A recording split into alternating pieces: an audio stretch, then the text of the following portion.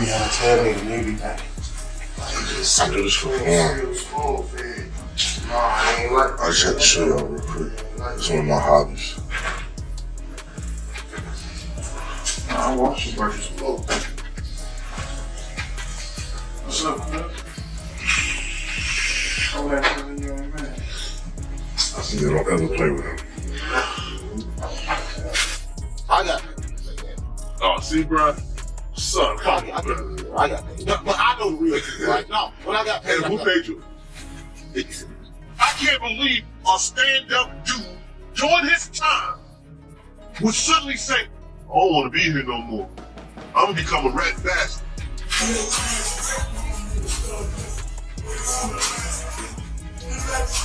The BMF community is going bananas, and it seems like 50 Cent may have gotten himself into trouble again. After 50 attempted to implicate his father, Big Meech, in a snitching incident, Lil Meech is now fiercely retaliating. However, it seems that 50 may have given a false impression of the situation now that everything is blowing up. 50 was dressed up for the campaign only a few weeks earlier, posting memes, writing dubious comments, and raving over purportedly exclusive documents that purportedly revealed Big Meech's cooperation with federal investigators. He gave the impression that he had new evidence that the world had not yet seen. This is where things become complex. However, that paperwork was nothing new. For many years, the general public has had access to it, and it doesn't get any worse. According to reports, 50 was aware of it when he first decided to start BMF, chose Lil Meech to play the lead, and even covered the cost of his acting training out of pocket. People are also questioning why 50 would exalt Big Meech in a high-budget series if he really thought he was a rat. Why teach his kid, support the family for years, and educate others? And now that things are rapidly getting out of control, additional voices are claiming that 50 individuals were paid to propagate that story about the snitch online, to make Big Meech seem to be collaborating with the federal authorities. The whole anti-Mech campaign was not about the facts. If such charges are true, it has to do with vengeance, because Meech became close to 50's most ardent competitor, Rick Ross. 50 is accused of hiding his feelings of betrayal under a quest for the truth and utilizing recycled documents to support his claims. It is becoming more clear that justice was never the goal of this. Loyalty and the hurt of being chosen second were the main causes. The most strange aspect, however, comes next. 50 Cent continues to thrive. He increased his efforts after all the criticism, criticizing Big Meech in a subsequent Instagram post. You mentioned Meech. Have you spoken to Meech at all? I had a text message conversation back and forth with him because he's in the halfway house. What do you think his next move should be? Well, he got a lot of things he can do. I mean, he might want to make a movie. He might want to do some different things where, because I understand how important real is to our culture, right? But when you develop in television, it's to find the best possible story you can find and then make up something. You got to make up things because your life would intersect with Charlamagne's life, so I immediately get a little lawsuit when we get over there. This would, you understand what I'm saying? So you got to change things around a little bit, and then when it feels like completely real, and this is why it was important for me to get Lil Meech ready, so he could go there, because when you watch it and it's good, and then you go, that's his son, right? Like, and as a fun fact to the person who's watching with you, you feel like this, it's got to be true, because he said in the letter that Meech told his old colleague Tammy Cowens to help the federal authorities on his behalf. A fresh layer was added to the unfolding drama. This is where it gets tricky. However, when 50 made the decision to collaborate with Lil Meech to develop the BMF series, he was already aware of Tammy Cowens' role. So why is this now a problem after all these years? Why go nuclear?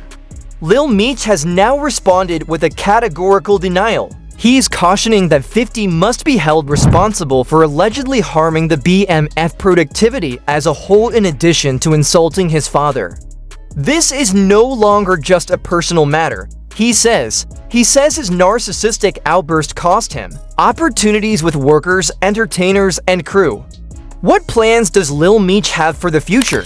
Will he change his career completely, go public, or take legal action to disassociate himself from the consequences of the 1950s? Uncertainty still surrounds it. People who are telling, helping get rid of criminals.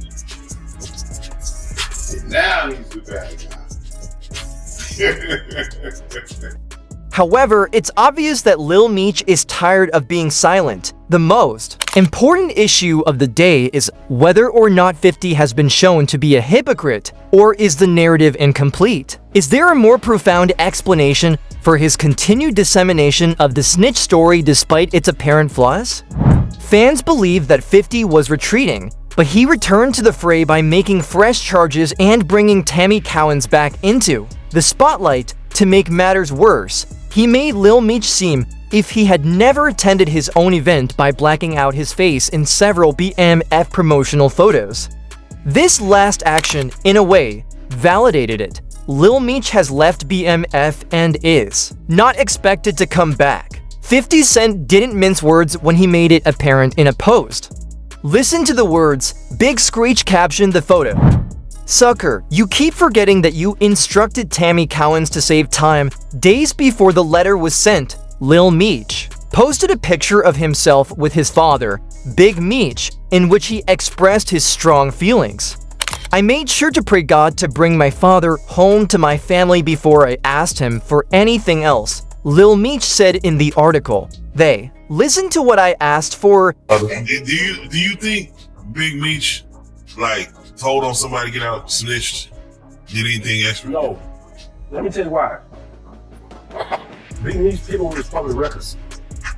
There is no proof that Big Meech said, hey, bust him, bust him, bust him. Now, the situation with the lady Tammy, the female that he cool with or whatever, mess with whatever, I was having almost somebody about this last night.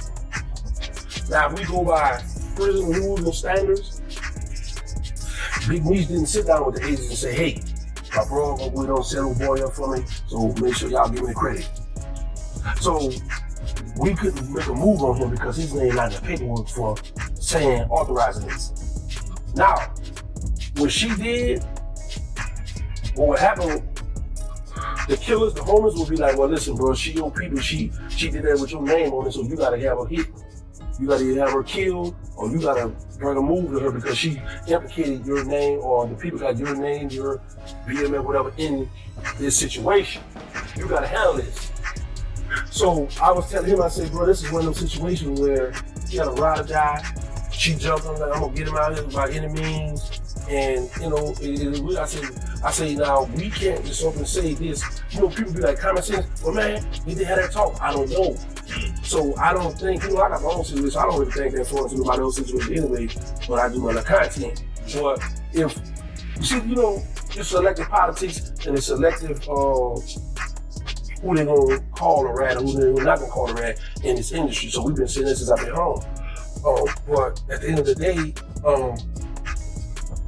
Big Meech name out of that stuff. His company name. Dad, you have my undying affection. Prioritize death above shame. However, Lil Meech changed the caption, removing everything except death before disgrace. The edit itself delivered the message.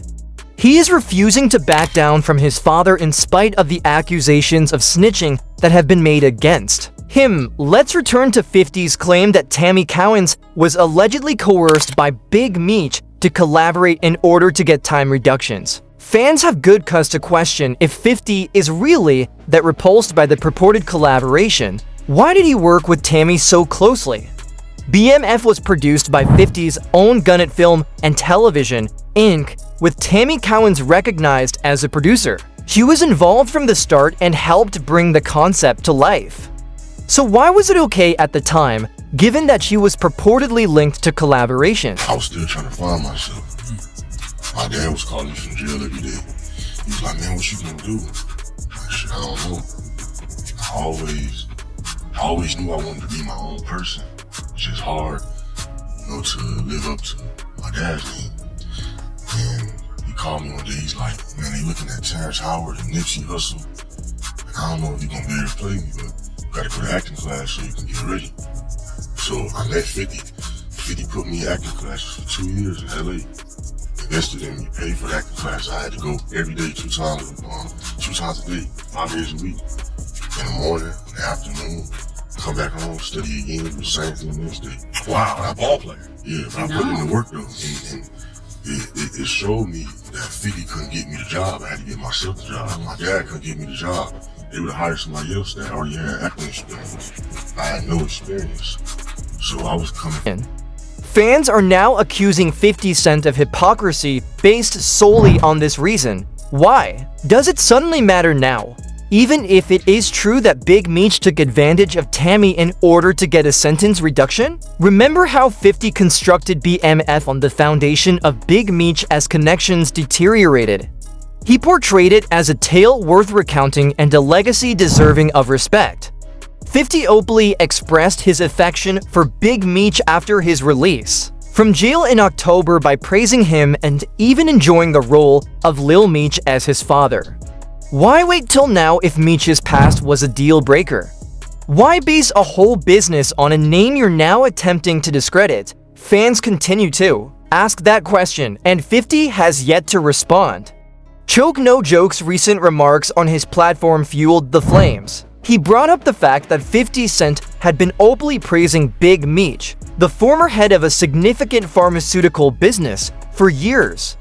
The main problem with 50, however, seems to be that Meech may have given up additional dealers in order to work with federal authorities. Furthermore, Choke is not the only one talking about it. His voice was also provided by Terrence Gangster Williams, who was incarcerated with Big Meech. He criticized 50 Cent and other business leaders for indiscriminately labeling people spies based more on their personal connections than on the truth. That is, everything was okay as long as Big Meech and 50 were cool.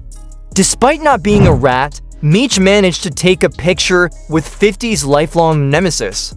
I didn't know that they say I was the only person that 50 sent up. I ain't know that. I'm gonna be honest. Tony Yayo told 50 Cent himself, y'all can Google it.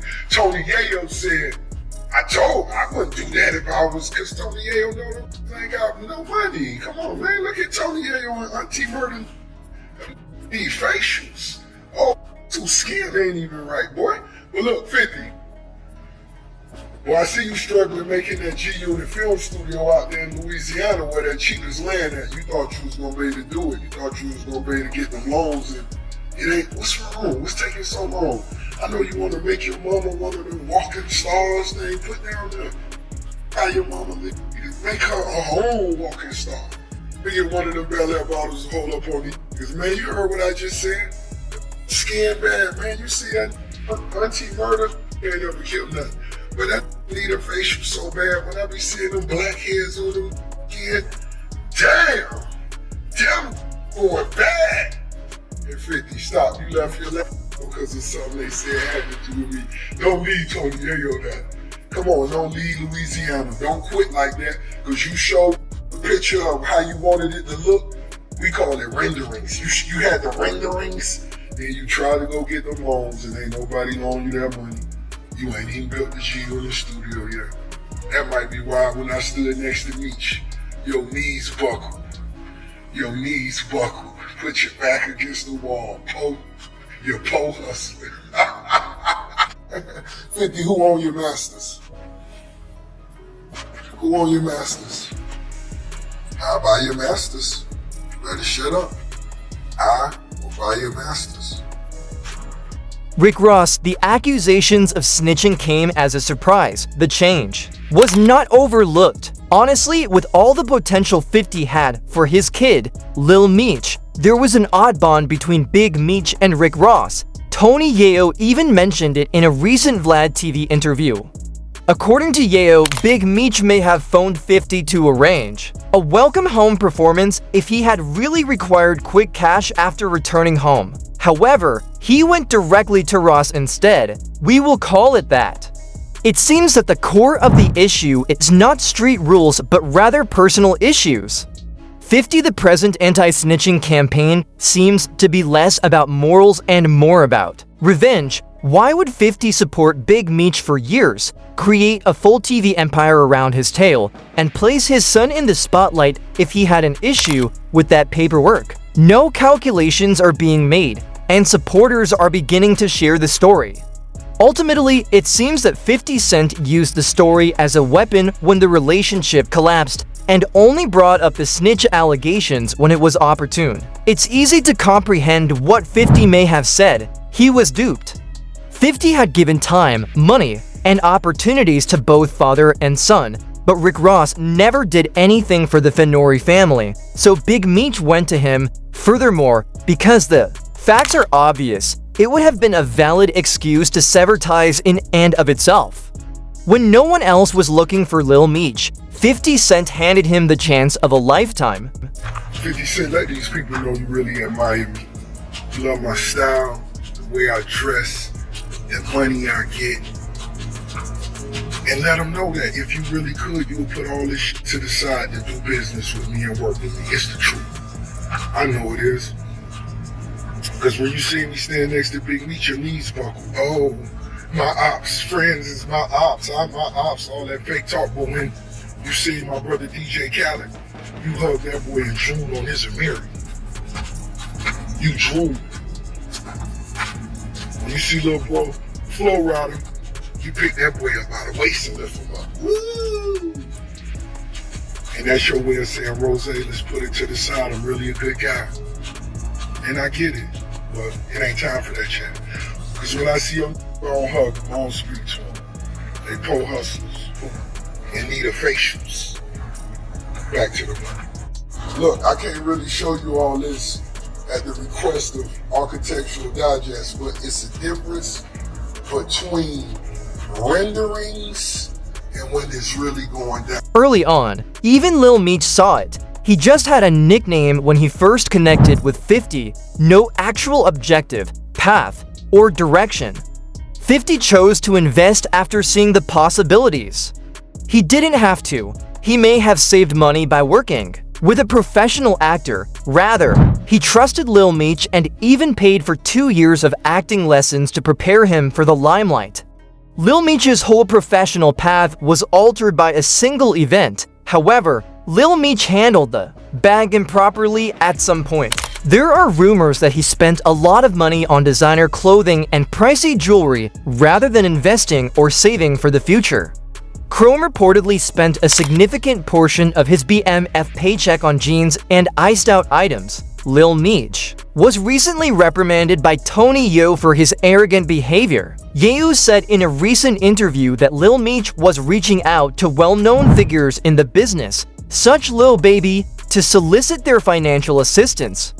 The worst part, however, comes next. He was requesting assistance at the same time. According to reports, Lil Meech was spending $100,000 on designer jeans. It was unnerving to see that paradox. He now seems to have more issues than simply a terminated project, as seen by his mishandled finances and strained allegiance.